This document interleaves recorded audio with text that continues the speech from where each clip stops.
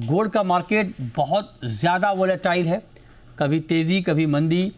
और पहले मार्केट में बड़ी तेज़ी बनी, फिर गिरावट आई, फिर तेज़ी, फिर गिरावट। और इस वक्त जब मैं आपसे बात कर रहा हूँ तो MCX पर गोल्ड के दाम करीब करीब 1000 रुपये नीचे हैं। हालांकि दिन के कारोबार में ये गिरावट ज़्यादा थी, अब गिरावट थोड़ी कम हुई है गोल्ड में भी और सिल्वर में भी।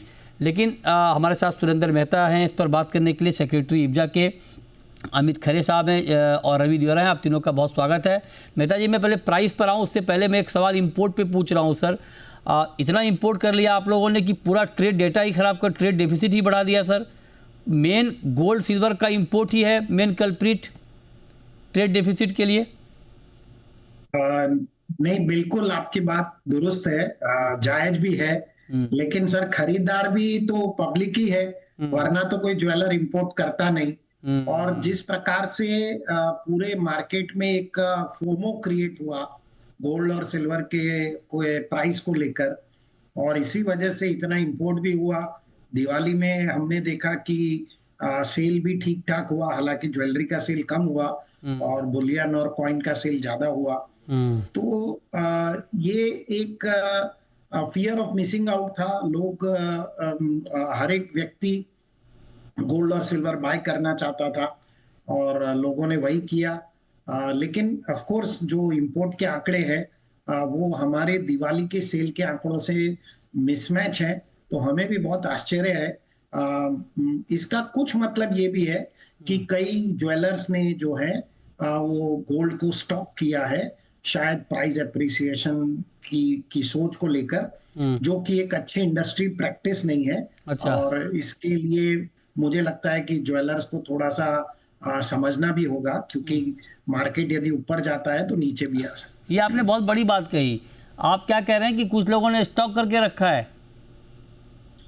हाँ, ये सरकार को देखिए, अगर कोई जैसे गेहूं का स्टॉक ज्यादा हो जाता है, दालों का स्टॉक ज्यादा हो जाता है, तो सरकार उसके ऊपर संज्ञान लेती है और उसके खिलाफ कुछ न कुछ लिमिट कार्रवाई लगाती है। करती है। हाँ। तो हम तो खुद भी कह रहे हैं कि यदि ज्वेलर्स के पास में बिना बात का स्टॉक है हाँ, तो सरकार को उसके ऊपर भी कुछ ना कुछ ध्यान देना चाहिए, क्योंकि ये अगर तो इसी बहुत प्रकार से बड़ी। ज्वेलर्स ही स्टॉक बनाने लगे हाँ। और ये पब्लिक के लिए अवेलेबल नहीं है, ओके। तो फिर मेरे ख्याल से ये तो उसमें थोड़ा सा ये कुछ गलत हो रहा है। इसके ऊपर मुझे लगता है कि रिजर्व बैंक ऑफ इंडिया को भी देखना चाहिए ये कि बहुत कहीं उनका वर्किंग कैपिटल का इस्तेमाल स्टॉकिंग करने में तो नहीं। ये बहुत बड़ी बात आप बोल रहे हैं और मैं अपनी टीम से कहूँगा कि भाई इब्जा के सेक्रेटरी अगर ये बात कह रहे हैं तो ये बहुत बड़ी बात है और बहुत करेज की बात है। आप चलाएं भी जरा इसको।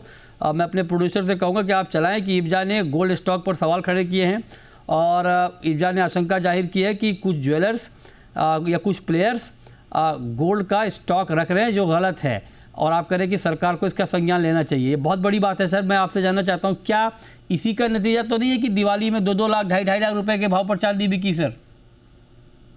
यदि चांदी में इतना प्रीमियम था, हाँ। और तो फिर इसका मतलब चांदी में स्टॉकिंग ज्यादा हुई और चांदी लोगों के पास आई नहीं। और आप देखिए कि हमने शुरू से ये स्टैंड बना के रखा था। जब ETF बंद हुए तो भी मैंने आपके चैनल पर आकर कहा था कि सरकार को ETF को डेरिवेटिव में अलाउ करना चाहिए, जो 10% अलाउ भी है, और उसके बाद ही मार्केट नीचे आया था और प्रीमियम खत्म हुआ। मेहता जी, आप इस बात को मानते हैं या मतलब आपको ऐसा लगता है, जैसे अभी आपने कहा साफ साफ, तो क्या ये बात ठीक है कि दिवाली में चांदी की अनावश्यक स्टॉकिंग हुई जिसकी वजह से आर्टिफिशियल शॉर्टेज क्रिएट हुआ?